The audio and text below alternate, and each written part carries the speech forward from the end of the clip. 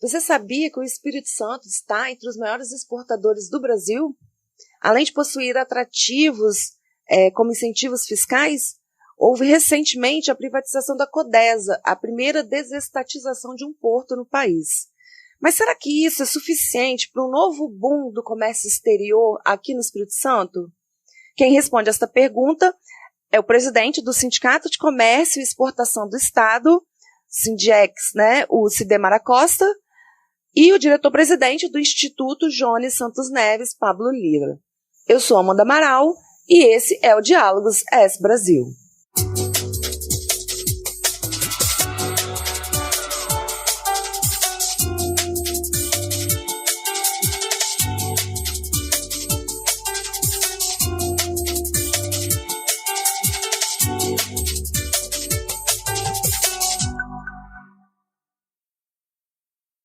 Muito obrigada, Pablo, por aceitar nosso convite. Seja muito bem-vindo. Eu que agradeço, Amanda, e toda a equipe aí da revista ES Brasil por estar fomentando, e proporcionando aí espaços de diálogo e de debate, para refletir aí as adversidades, os desafios e potencialidades das perspectivas econômicas, sociais, financeiras do Estado do Espírito Santo, pensando caminhos aí para o desenvolvimento do Estado do Espírito Santo. Aproveito também e cumprimento nosso amigo Cidemar, diretor aí do Sindiex, diretor-presidente, que a gente parabeniza também pela liderança e gestão à frente dessa importante instituição para a economia do Estado do Espírito Santo e do Brasil. Cidemar, muito obrigada, seja muito bem-vindo. Olá, Amanda. É um prazer também participar do Diálogos ES Brasil. Nessa oportunidade, tentar passar para os ouvintes tudo aquilo que a gente tem aqui de informação sobre o comércio internacional e as mudanças que vão acontecer ou que estão acontecendo para cada dia melhorar mais ainda o processo de importação e exportação do Estado. E também cumprimentar o Pablo pela oportunidade de estar junto debatendo com ele esse tema que é tão relevante para o Estado do Espírito Santo. Existe mesmo um cenário de boom, de um novo boom para o comércio exterior aqui no Espírito Santo, Cidemar? Na realidade, existe. É um fato que já vem consolidando. Se nós olharmos para a década de 90, a gente começou a ter o boom no Espírito Santo por veículos. E isso volta à cena nessa década que nós estamos vivendo. Nós estamos com várias marcas consolidando a sua estratégia logística a partir do Espírito Santo, pelo aproveitamento da estrutura que na década de 90 foi deixada e também a estrutura de posição geográfica que o Estado do Espírito Santo tem para atingir o maior PIB do Brasil. Esse boom, ele não é só na importação de veículos, como eu estava falando no início, ele vem já com um volume muito significativo de máquinas e equipamentos, carga geral, A carga geral hoje ela está gerando um volume muito significativo de container por Estado, e isso faz com que o Estado também passe a ter condições de exportar mais, porque ele tem mais retorno de navio e de containers para ser ovados. E a gente tem um fenômeno muito grande, que nós somos hoje referência em importação de aeronaves. No ano passado, nós tivemos a oportunidade de nacionalizar 179 aeronaves aqui no estado. Que você quer complementar, Pablo?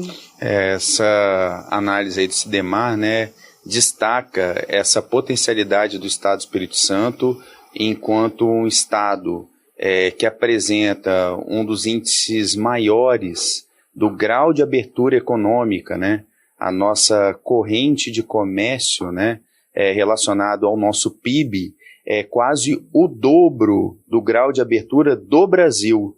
Então, a economia capixaba ela está potencialmente conectada com o comércio exterior. A própria vocação também da atividade portuária, que vem se desenvolvendo aí nos ciclos econômicos capixabas, desde o primeiro ciclo, segundo ciclo, agora nesse ciclo mais recente, com o advento da indústria, da cadeia de petróleo e gás, e também a diversificação da nossa base produtiva.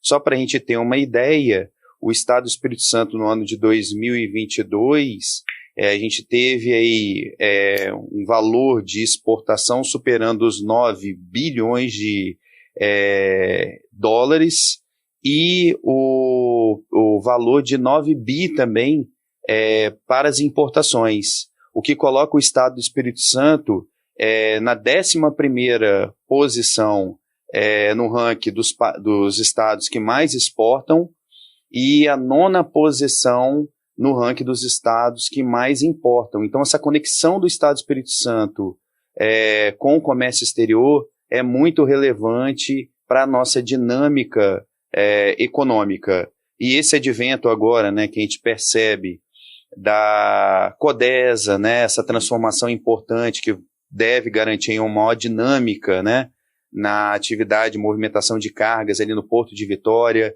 investimentos estratégicos na logística, portos ali em Aracruz, expansão portuária, o próprio Porto de Tubarão, a atividade também econômica da indústria aqui do estado conectada com a economia global. E a gente tem também empreendimentos importantes a médio e longo prazo na ótica aí da malha rodoviária, que o governo do estado vem buscando uma integração mais forte aí do governo federal, como também no modal ferroviário, né? Então, a longo prazo aí também o Espírito Santo tem uma perspectiva de expansão ainda maior na participação aí das atividades do comércio exterior. A gente ouviu falar hoje de produtos que há alguns anos não eram, né, uma potência, vamos dizer assim, no Espírito Santo. O Sidemar citou o caso das peças de aeronave, né, mas tem também a pimenta.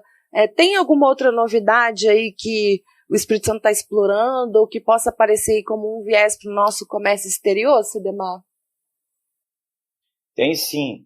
Inclusive, o Pablo colocou muito bem aí a Codesa com uma nova roupagem, né, privatizada, e uma das coisas mais importantes que eu acho que a direção da Quadra fez foi eleger como presidente aqui local o Wilson Uli, que é um cara que conhece todas as dores do setor, da área de importação e de exportação.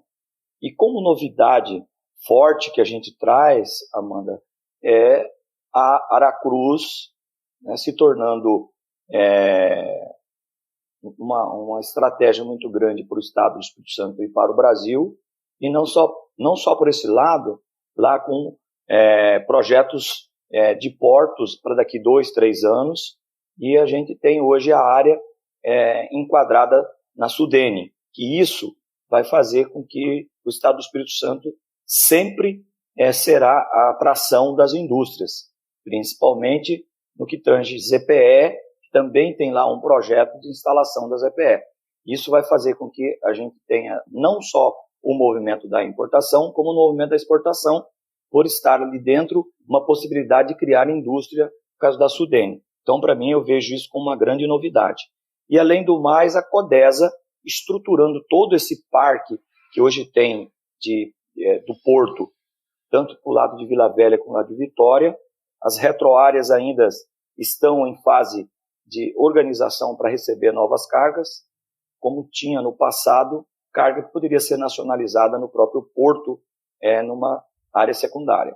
Então, eu acho que tudo isso vai somar e vai fazer com que a gente tenha muito mais segurança para poder dizer que realmente estamos vivendo um boom do comércio internacional no Estado do Espírito Santo.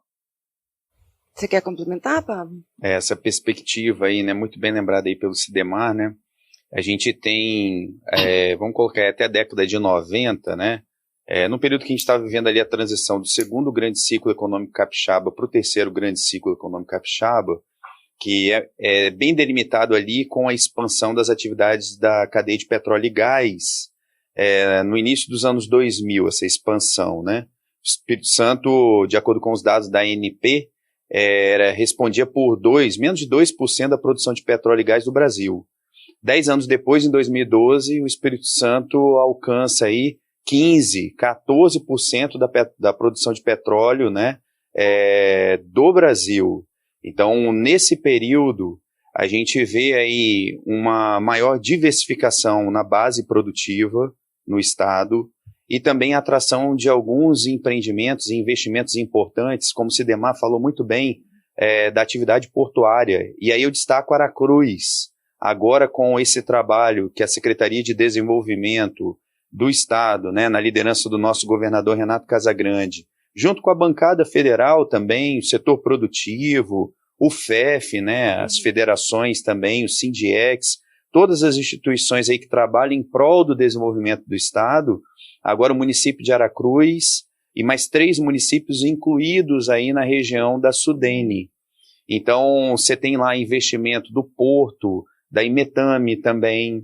A gente está vendo alguns polos, alguns arranjos focalizando aí a atividade de exportação e importação, toda uma cadeia econômica sendo diversificada aqui no estado do Espírito Santo. Tem um vetor de crescimento para o norte da região metropolitana, né? E aí vai Linhares, São Mateus, porção norte do estado, e também um vetor sul. Essa questão das atividades aí de peças, né, de aeronaves e aeronaves... Ela se concentra mais no norte, né? Isso aí, a gente tem essa atividade, e também no sul, a gente tem que ter um olhar a longo prazo do investimento na logística, para dinamizar ainda mais essas atividades que vão potencializar o comércio exterior do estado. Então, um exemplo, os aeroportos regionais. O governo do estado vem investindo nisso. Recentemente, o aeroporto de Linhares é um investimento estratégico do ponto de vista logístico e para o comércio exterior do estado. E um outro investimento importante nessa perspectiva é o aeroporto de Cachoeira de Itapemirim. A prefeitura divulgou essa semana que pretende lançar o edital, né, para a contratação das obras, né, ainda esse ano, né? Então, uma boa perspectiva, né, Sidemar? Sem dúvida, Amanda e Pablo, muito bem lembrado. Hoje, os modais existentes no estado ainda tem algumas coisas que precisam ser corrigidas. Nós temos um belo de um aeroporto aqui na capital, mas nós precisamos desenvolver realmente o interior. Eu acho que tanto Linhares quanto Cachoeiro tem uma grande oportunidade de fazer avanços para nacionalização, não só isso, como também criar ali uma malha importante de produtos. Quando a gente fala aqui do modal ferroviário, a gente também vê e sabe, como o próprio Pablo fez aí a menção do governo, né, na liderança do Renato Casagrande, sobre as possibilidades das ferrovias conectarem aos novos projetos dos portos que estão acontecendo no norte. Eu acho que isso aí já posso até dizer que é uma realidade, eu acho que isso vai acontecer pelas últimas informações que eu recebi. E não só isso, conversa com o atual presidente da Codesa, o senhor Wilson Uli, eles também vão retomar os acessos ferroviários para dentro da área portuária de Capuaba como um todo, para poder atender ali a necessidade de quem quer fazer uma logística pelo modal ferroviário. E falando de modal rodoviário, a gente sabe que a gente tem aí uma obra gigante, que é a BR-101, que ela está acontecendo em passos até rápido, pelo que a gente vê, porque as principais áreas da rodovia elas já estão com as suas definições de contorno, pela passagem pelas cidades já praticamente organizada. Então agora a gente espera que nos próximos anos continue essa empresa fazendo o que eles estão fazendo aí para realmente a gente ter um acesso mais fácil para o norte e para o sul. O Espírito Santo também é bem conhecido pelos seus incentivos fiscais, né? Tem o FUNAP, o InvestES, que concedem benefícios fiscais para as empresas que se instalam no Estado. O que mais pode ser feito, na sua opinião, Pablo? Tem algum outro projeto, alguma outra ação do governo do Estado no sentido de atrair as empresas para o Estado, seja por incentivo fiscal ou algum outro tipo de projeto? O que tem sido pensado pelo governo do Estado nesse sentido? Então, a gente tem uma ambiência muito favorável para a atração desses empreendimentos, investimentos conectados com o comércio exterior e também a base do comércio doméstico também, né?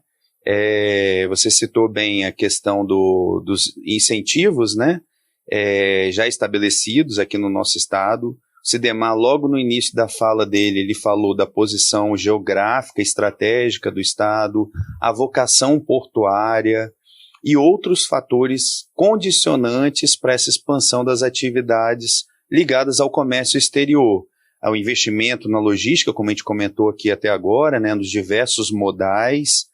Agora há pouco a gente falava sobre Aracruz, né? Sim. Essa questão da diversificação, investimento no porto, a questão do estaleiro Jurong também, né? Uhum. Que caracteriza bem aí esse terceiro grande ciclo, né, da economia capixaba. Mas um outro fator também, um condicionante atrativo de investimentos aqui para o Estado do Espírito Santo é a condição econômica equilibrada do nosso estado, né? O investimento, o que possibilita o governo do estado fazer investimento, nesses últimos 4 anos, o maior investimento público, né?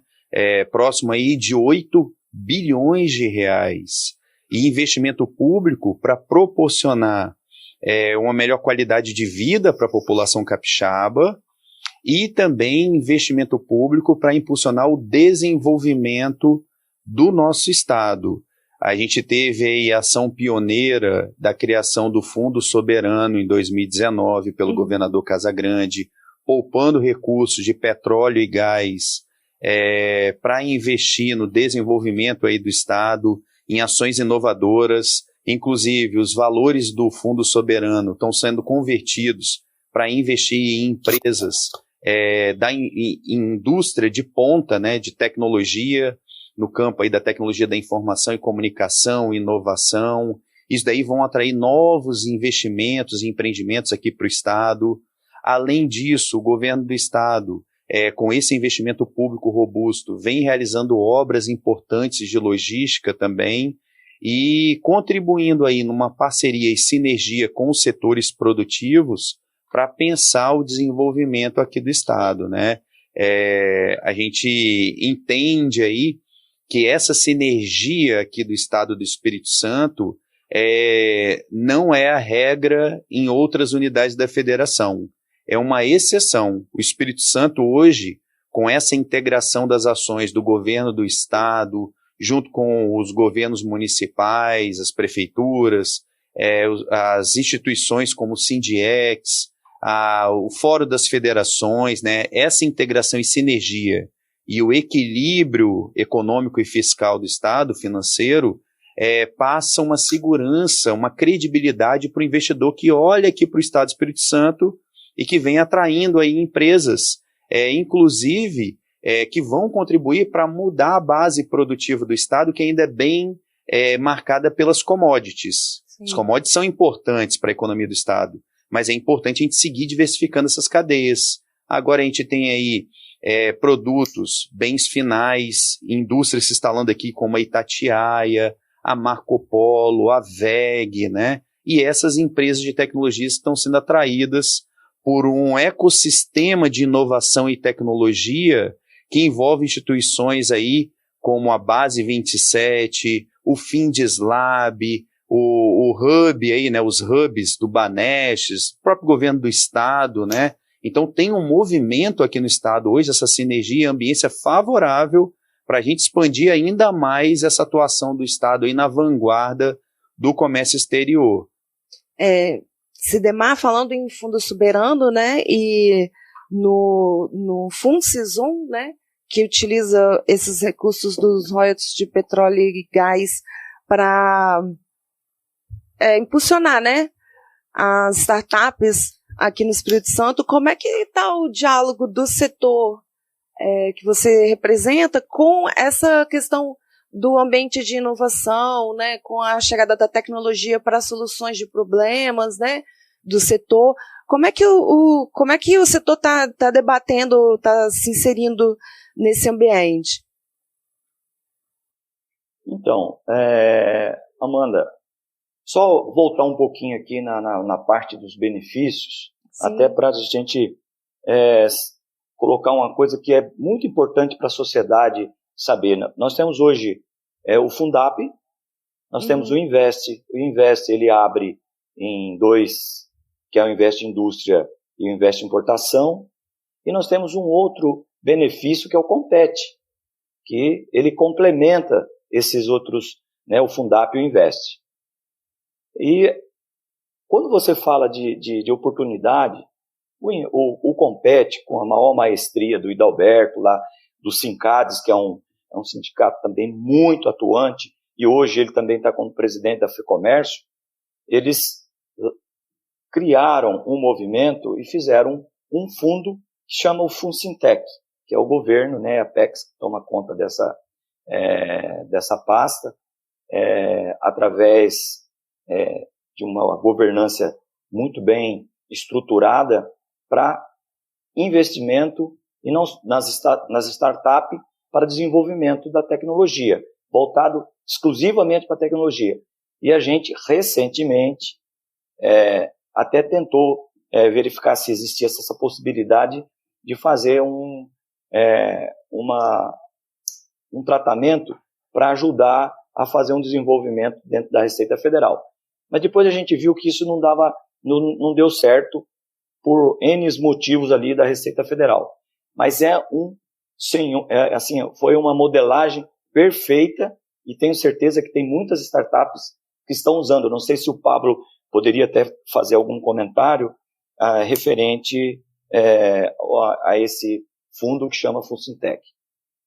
Sim, esses fundos, né, bem lembrados aí, a gente tem aí toda a gestão, né, da FAPES, da Fundação de Amparo à Pesquisa, né, Ciência, Tecnologia e Inovação, e a Secretaria de Ciência e Tecnologia, que integra, né, esse trabalho aí conjugado com outras instituições, que o CIDEMAR lembrou bem, né, e inclusive em termos de recursos para atrair empresas, investir também em projetos de pesquisa e desenvolvimento.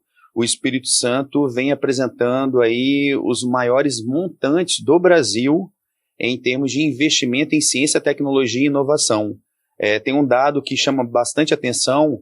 No ano de 2020, o Espírito Santo conseguiu registrar o total de investimento em ciência, tecnologia e inovação, superando o valor investido nessa pasta, nessa área, de estados como São Paulo, que tem um potencial econômico enorme comparado ao estado do Espírito Santo, né? Então, essas práticas aí, o governo do estado vem investindo nessa perspectiva.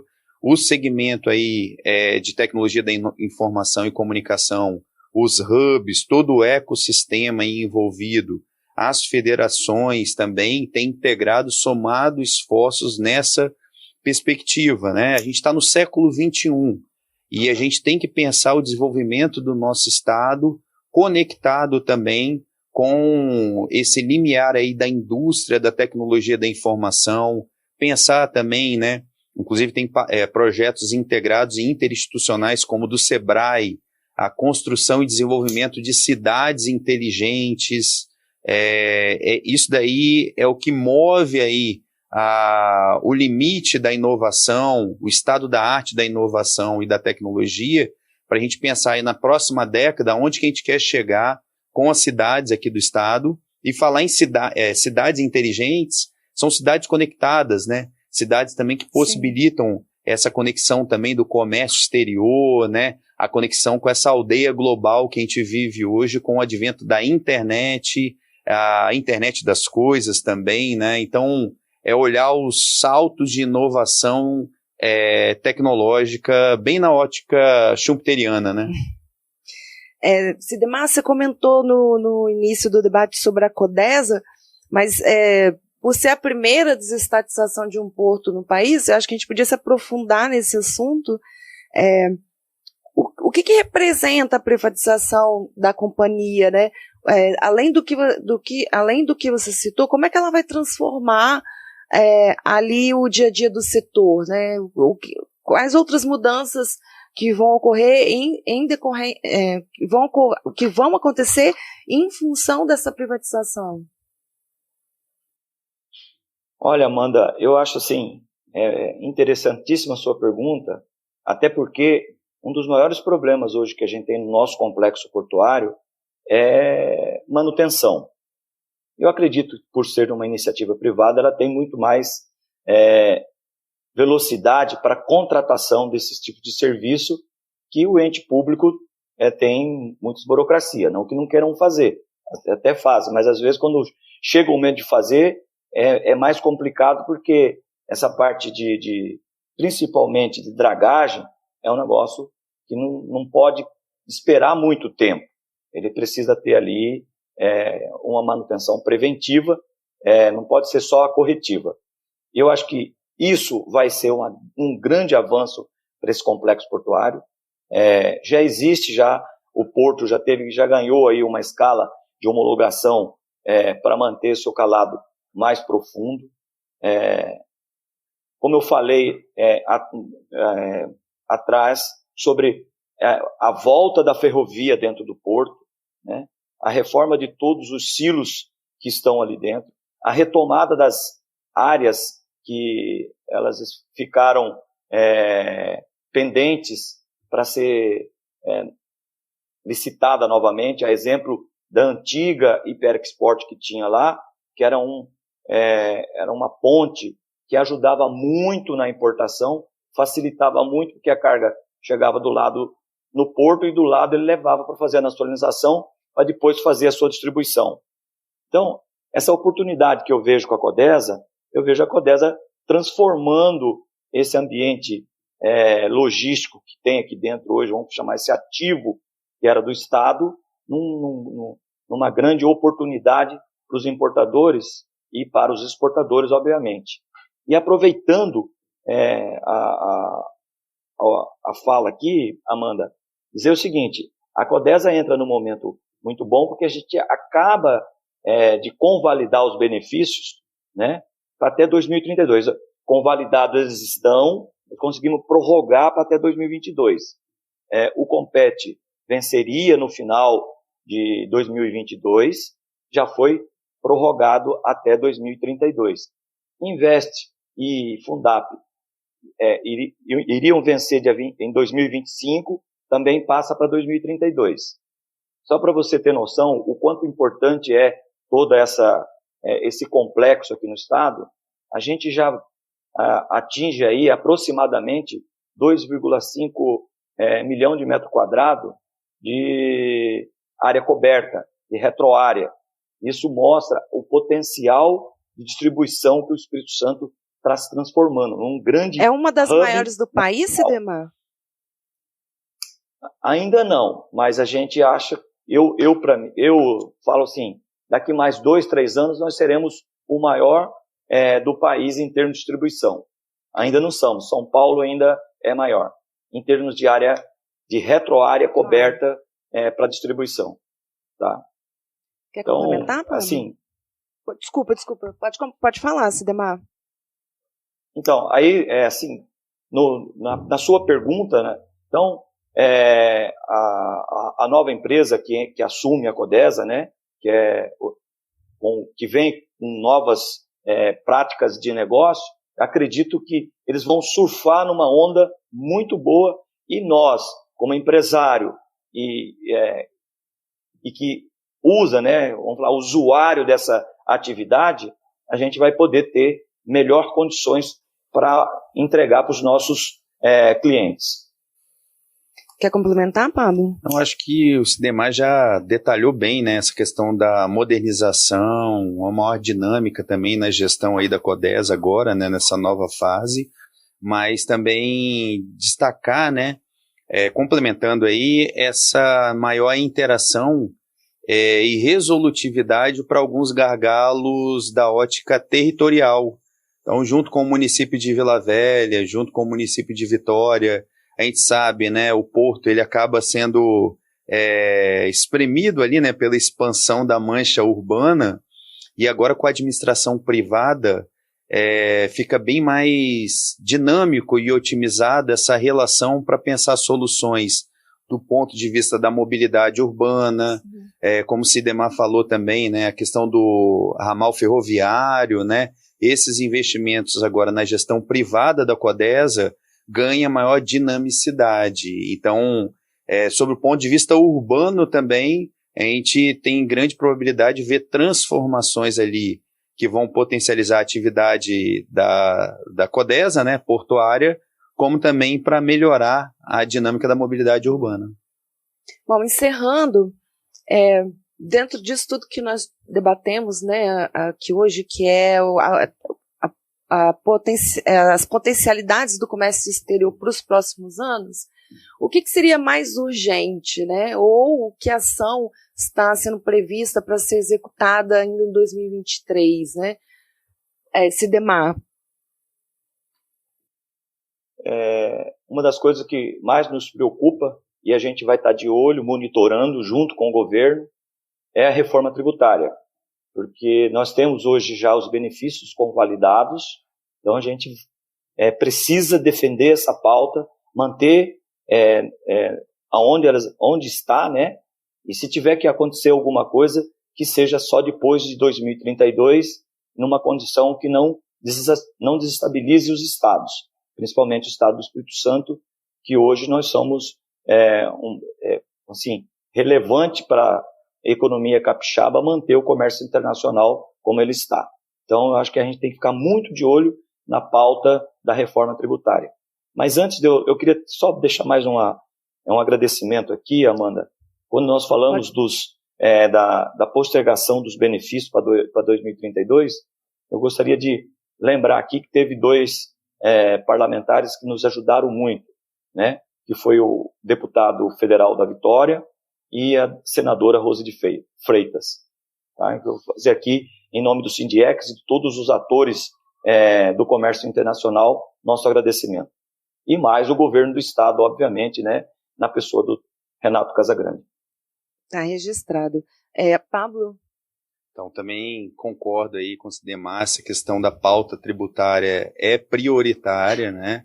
E também continuar, assim, nessa linha, né, da integração do governo do estado, setor produtivo, a bancada federal, defendendo os interesses dos capixabas e do estado do Espírito Santo, assim como o Sidemar falou, né, a questão dos benefícios que foram prorrogados nesse trabalho integrado, mas agora ainda com maior atenção e com uma integração ainda mais ajustada desses atores num diálogo nacional, defendendo os interesses do Estado do Espírito Santo nessa discussão da pauta tributária. Eu acho que é o assunto prioritário e estratégico que todos os capixabas devem se envolver nesse momento.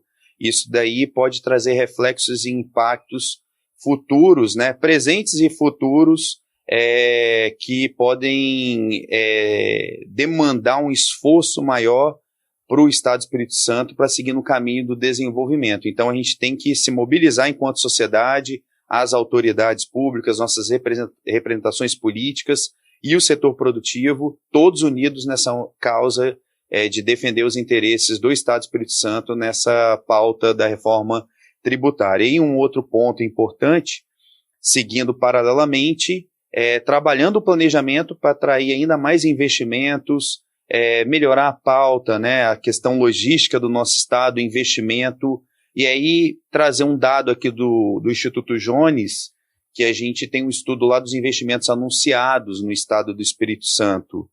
E a gente tem previsto um ambiente muito favorável para o investimento público e privado aqui no estado. Estão previstos para serem implementados aqui no estado investimentos da ordem de 50 bilhões de reais até 2026. Então, esse trabalho contínuo de atrair cada vez mais investimentos aqui para o Estado, concluir esses investimentos, modernizando a nossa malha logística, é muito relevante, mas essa atenção na reforma tributária aí é o assunto do momento. É o mais urgente, vamos dizer assim. Isso é até para garantir a implementação desses investimentos aqui no Estado. Bom, muito obrigada, Cidemara Costa, por ter participado e aceitado o nosso convite. Ok, Amanda, eu que agradeço. Obrigado, Pablo, de ter feito essa dobradinha com você. Pablo, muito obrigada. Eu que agradeço aí ao Cidemar, parabenizo aí também, mais uma vez, pela liderança e a gestão aí no Sindiex. O Instituto Jones, grande parceiro de longa data, né? E a gente tem tudo aí para expandir cada vez mais essa parceria. O Instituto está de portas abertas aí para o Sindiex e para toda a sociedade capixaba. E também parabenizar aqui a Amanda, o meu amigo Mário Fernando também, toda a equipe aqui da AS Brasil, que traz esses assuntos super qualificados para a sociedade, refletir qual é o estado do Espírito Santo que a gente quer viver nas próximas décadas. Esse foi o Diálogos AS Brasil, um conteúdo da revista AS Brasil. Lembrando que esse e outros conteúdos você encontra em qualquer plataforma de stream, no YouTube e, é claro, no nosso portal asbrasil.com.br. Não deixe de nos seguir em nossas redes sociais. Até a próxima!